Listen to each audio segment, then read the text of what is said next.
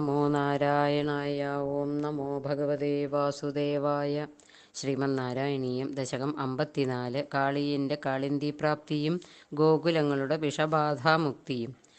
ത്വത്സേവോത്ക സൗഭരിർനാമ പൂർവം കാളിന്യന്തർദ്വാദശബ്ദം തപസ്യൻ മീനവ്രാതേ സ്നേഹവാൻ ഭോഗലോലേ താർക്ഷ്യം സാക്ഷാദൈക്ഷദാഗ്രേ കദാചിത് ത്വദ്വാഹം തം സക്ഷുധം തൃക്ഷസൂനം മീനം കഞ്ചിജ്ജക്ഷതം ലക്ഷയൻ സഹ തപ്തശ്ചിത്തേ ശപ്തവാനത്ര ചേത് ത്വം ജന്തൂൻ ഭോക്താ ജീവിതം ചാപി മോക്താ തസ്മിൻ കാലേ കാളിയക്ഷ്വേളദർപ്പാത് സർപ്പാരാധേ കൽപ്പിതം ഭാഗമശ്നൻ തേന ക്രോധാത് ത്വത്പദാംഭോജഭാജ പക്ഷക്ഷിപ്തദ്ദുരാപം പയോഗാത് ഘോരേ തസ്മിൻ സൂരജാനീരവാസേ തീരേ വൃക്ഷാവിക്ഷതാക്ഷ്വേളവേഗാത് പക്ഷിവ്രാതാപേതുരഭ്രേ പതന്തഃ കാരുണ്യാർദ്രം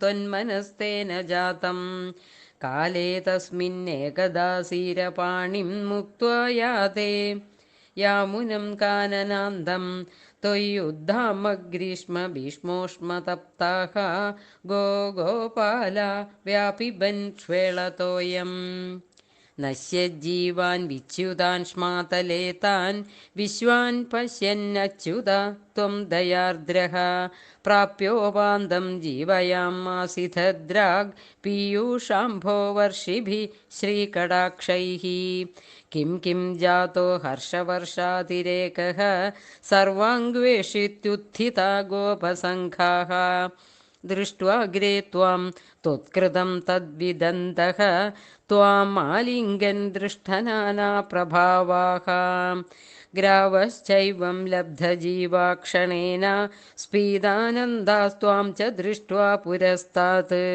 ദ്രാഗാവവ്രു സർവതോ ഹർഷഭാഷ്പം വ്യാമുഞ്ചന്ത്യോ മന്ദമുദ്യന്നിനാദാഃ രോമാഞ്ചോയം സർവതോ നഃ ശരീരേ ഭൂയസ്യന്ത കാചിദാനന്ദമൂർച്ഛ ആശ്ചര്യോയം ക്ഷ്വേളവേഗോ മുകുന്ദേതി ഉക്തോ ഗോപൈർനന്ദിതോ വന്ദിതോ ഭൂഃ ഏവം ഭക്താൻ മുക്തജീവാനപി ത്വം മുഗ്ധാപാംഗൈർ അസ്ഥരോഗാം സ്തനോഷി താദൃഗ്ഭൂതസ്ഫീതകാരുണ്യഭൂമാ രോഗാത്പായാ വായുഗേഹാധിവാസാ. സർവത്ര ഗോവിന്ദനാമസങ്കീർത്തനം. ഗോവിന്ദ ഗോവിന്ദ. നാരായണാഖില ഗുരോ ഭഗവൻ നമസ്തേ.